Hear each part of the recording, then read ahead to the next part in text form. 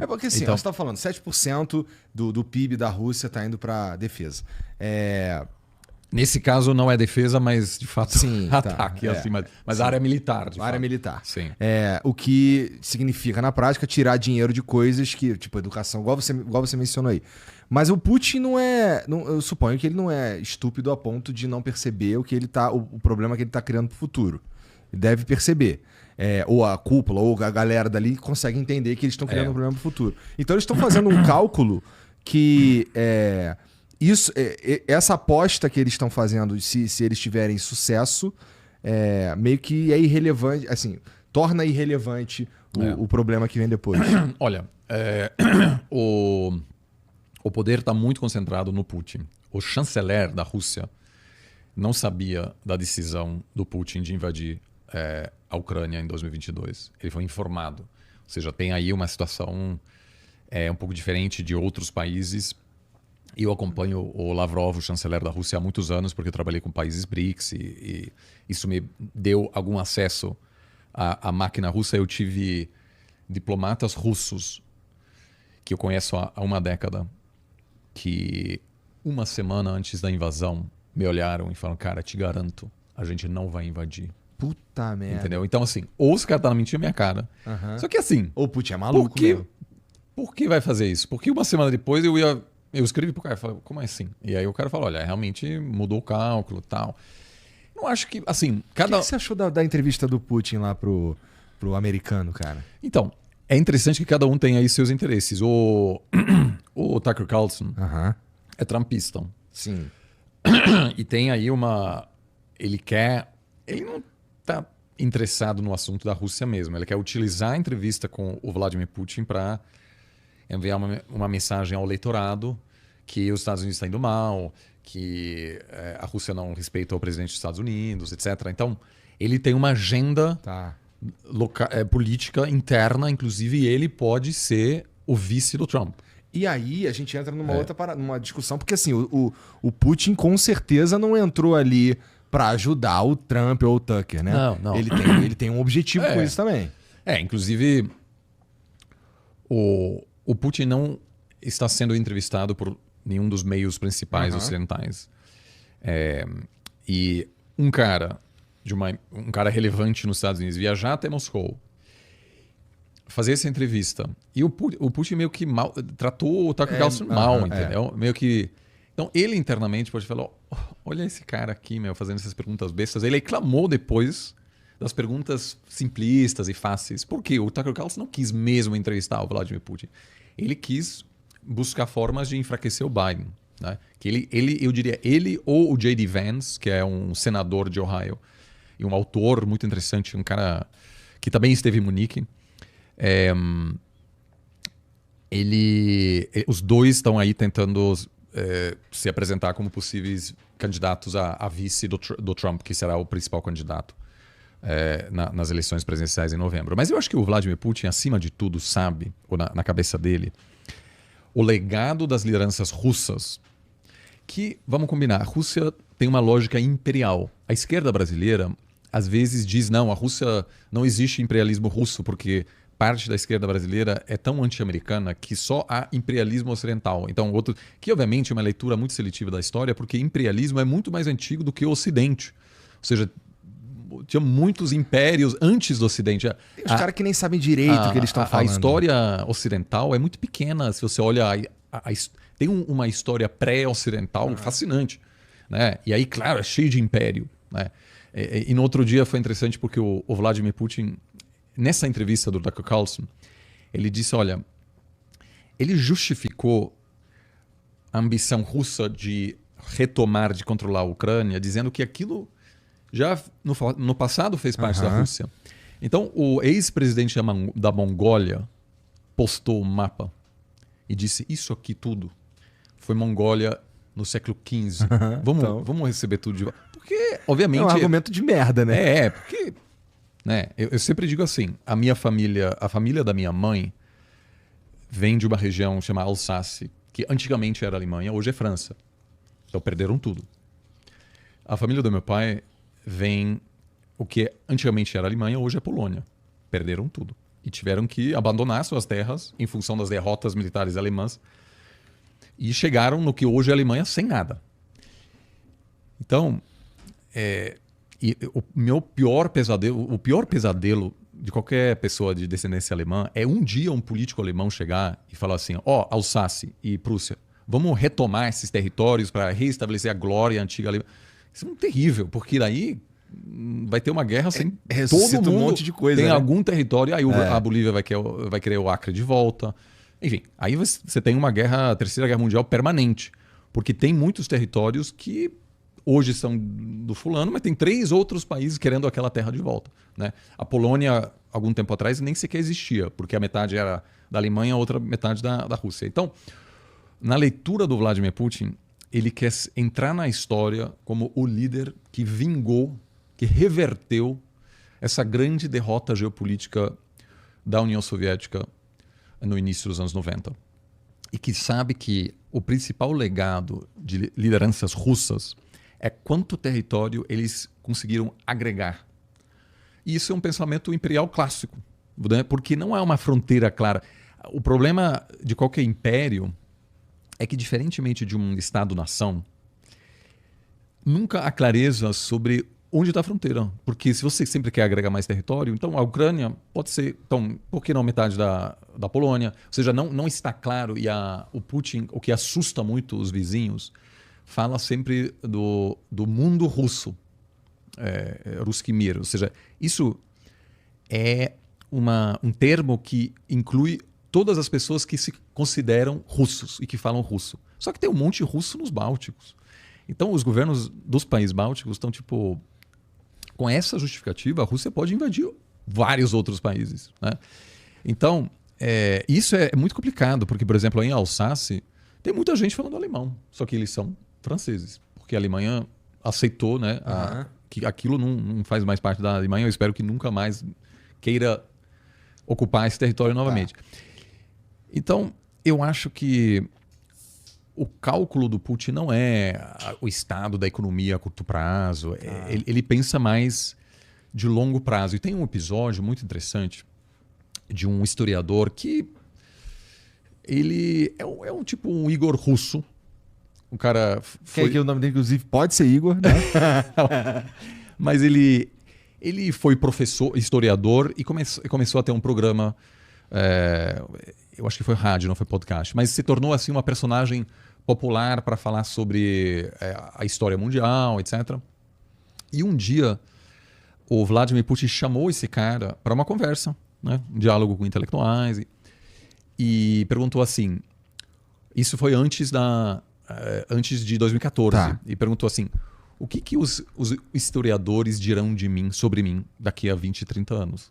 E o cara meio que deu uma resposta, falou, olha, você estabilizou a economia, né? Porque a Rússia passou por uma situação muito difícil nos anos 90.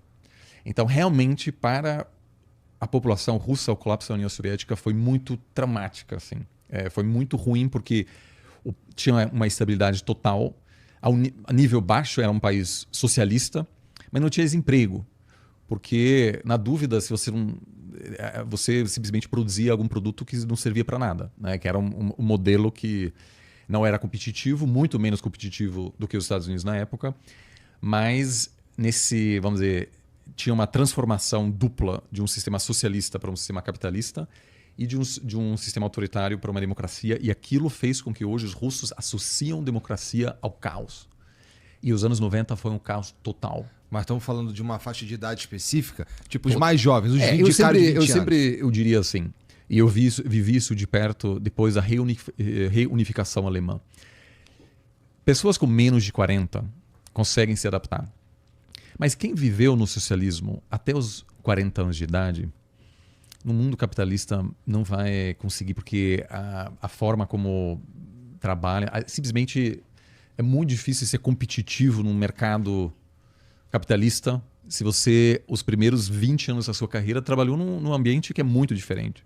Então, na Alemanha, basicamente, assim, estou simplificando um pouco, qualquer pessoa com mais de 40 anos perdeu o emprego e nunca mais conseguiu emprego. Então, foi muito difícil para a Alemanha também. Mas a Alemanha oriental tinha a sorte de ter uma Alemanha ocidental dando todo o apoio financeiro para meio que dá um jeito naquele país. E até hoje, veja que a Alemanha Oriental hoje vota muito em partido extremista, extrema-direita e esquerda radical. Ou seja, não deu tão certo assim. Agora, no caso russo, não tinha nenhum outro país para sustentar a sociedade russa. Aham. Então, a expectativa de vida, sobretudo os homens, caiu muito porque numa sociedade, querendo ou não, bastante tradicional, o homem sustenta a família dessa cabeça, vamos dizer, né, visão mais antiga. Aham. Então, assim, desemprego em massa,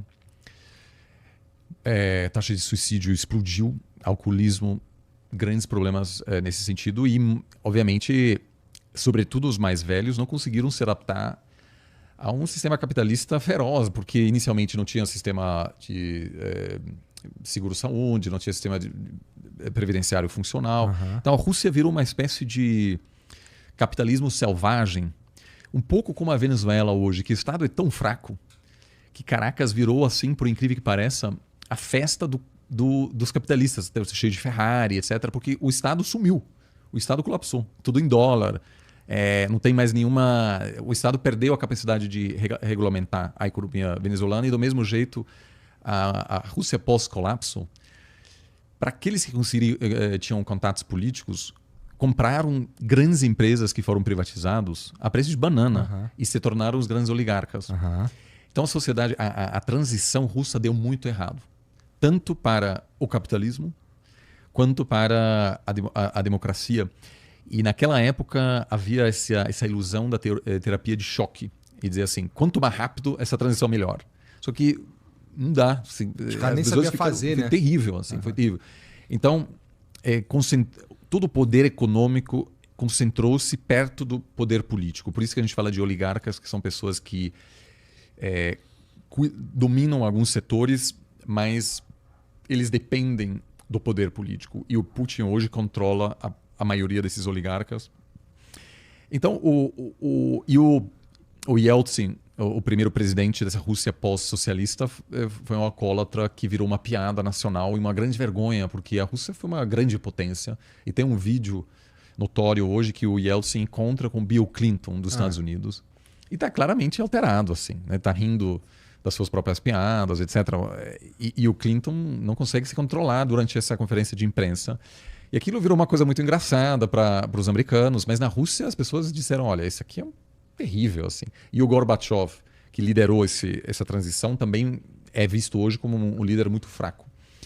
E aí chegou o Vladimir Putin, que tem histórico foi um ex-espião que viu o colapso da União Soviética estando na Alemanha Oriental, em Dresden.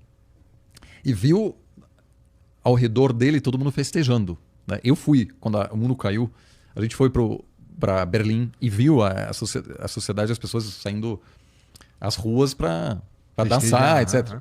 Olha, alemão saindo para as ruas para dançar, ou seja, não é pouca coisa. Então, para o Vladimir Putin, aquilo foi um processo muito difícil. Então, essa visão de restabelecer a Rússia como grande potência faz parte da missão, eu diria, dele. E quando ele falou com aquele historiador, e o historiador disse, olha, você estabilizou a Rússia depois desses anos de caos, o Putin respondeu, só isso? Só isso? Eu só estabilizei a economia russa? E ele chamou, depois da invasão, esse historiador de novo. E quando iniciou a conversa, o Putin falou, e agora? O que você vai escrever de mim? O que os historiadores vão escrever de mim? Anos depois, né? Claro, porque há uma chance real de que o Putin, e como ele gostaria, entrará na história como o cara que reverteu a perda da Ucrânia, que hoje é um país soberano, e a Rússia se comprometeu a proteger a soberania russa, mas numa certa pensamento mitológico, assim, a Ucrânia é importante na história russa, etc. E pelo Putin não é aceita assim como um país independente, que claramente quer se aproximar do Ocidente, acima de tudo, em função das vantagens econômicas. Tá, Porque mas então você está dizendo assim, que as vantagens econômicas de ter aquela região ali é secundário para o Putin. Eu acho que, assim, tem uma... É que é isso que você está dizendo? Sim, assim, a Ucrânia é um país, do ponto de vista econômico, muito importante. Tá. Ela é uma grande produtora de grãos, ela tem um parque industrial sofisticado e ela tem uma localização estratégica porque ela está perto do Mar Negro e dá acesso um acesso permanente à água quente, por assim dizer, aos russos. Agora já não é mais tão importante, mas antigamente, no norte da Rússia, você não podia usar, não era navegável por 12 meses por ano. Agora é. A mudança climática tirou parte do gelo que possibilita a Rússia ter outras opções para o tráfico de embarcações. Mas o Mar Negro, claramente, é importante, dá acesso ao Bósforo, perto da Turquia, ou seja, aquilo é, do ponto de vista estratégico, importante. E por Mas isso a Rússia... qual que é a desculpa oficial do Putin? É que o possível ingresso da Ucrânia à OTAN, a adesão ucraniana à OTAN, que é uma aliança militar americana, liderado pelos Estados Unidos, representaria uma ameaça aos interesses estratégicos da Rússia. Essa é a desculpa desde sempre. Sempre foi essa desculpa daí. Na leitura russa, os Estados Unidos violaram uma promessa que não existe por escrito, mas depois da Segunda Guerra, depois do fim da Guerra Fria, havia uma expectativa russa e também uma intenção americana de não ampliar a OTAN, respeitando as preferências estratégicas russas. Só que hoje em dia, o pensamento de esfera de influência, ele não existe mais como existia antes. Ou seja, se você diz, tudo bem, esse país faz parte da zona de influência de uma grande potência, você no fundo questiona a autonomia e a soberania desse país. A soberania desse país. E aí, porque a Ucrânia, ou por exemplo, a Polônia, é um caso clássico. A Polônia, que já foi invadida pelos russos, queria fazer parte da OTAN para se proteger contra possíveis agressões russas, porque uma vez fazendo parte da OTAN, que é uma aliança de defesa coletiva, quer dizer que, a princípio, um ataque contra um membro é um ataque contra todos, portanto, os Estados Unidos interpretam o ataque contra a Polônia como se fosse um ataque contra os próprios Estados Unidos e dessa forma a Polônia garante a sua segurança. E uma coisa que eu ouço muito de políticos, e na Índia, e já vamos falar disso, eu encontrei vários políticos e acadêmicos russos alinhados ao regime, que muitos críticos ao regime tiveram que emigrar. E muitos deles estiveram em Munique. Então, eu encontrei com muitos analistas russos no exílio que estiveram em Munique, como, por exemplo, a esposa do Navalny. Então, na interpretação russa, muitas vezes se diz a OTAN expandiu, ou seja, meio que obrigou os países do leste europeu a fazerem parte dessa aliança. Só que se você olha a dinâmica, foram esses países que pressionaram a OTAN, dizendo, olha, queremos fazer parte da OTAN. E aí, a Ucrânia é um caso interessante porque quando a Rússia invadiu a Ucrânia, não havia uma perspectiva real da Ucrânia fazer parte da OTAN. Até hoje, eu não acho que a OTAN vai topar dar as boas-vindas à Ucrânia, porque uma vez que isso acontece, países como Portugal, Espanha, Estados Unidos tiveram que entrar em guerra contra a Rússia se a Rússia atacar a Ucrânia. E eu simplesmente não acho que os europeus estão dispostos a fazer isso. Ou seja, não é assim, ótimo, vem cá todo mundo. Tem uma baita responsabilidade também e países da OTAN precisam se perguntar, eu estaria disposto a defender esse país? E você que tá assistindo esse vídeo aqui no Talk Flow, dá pra você virar membro, cara, do Flow agora. É um botãozinho do lado do botão de se inscrever. A gente faz um programa semanal só pros membros. Olha. Então fique esperto aí. Se quiser virar membro, tá bem aqui do lado, é mão merreca, custa menos de R$8, irmão.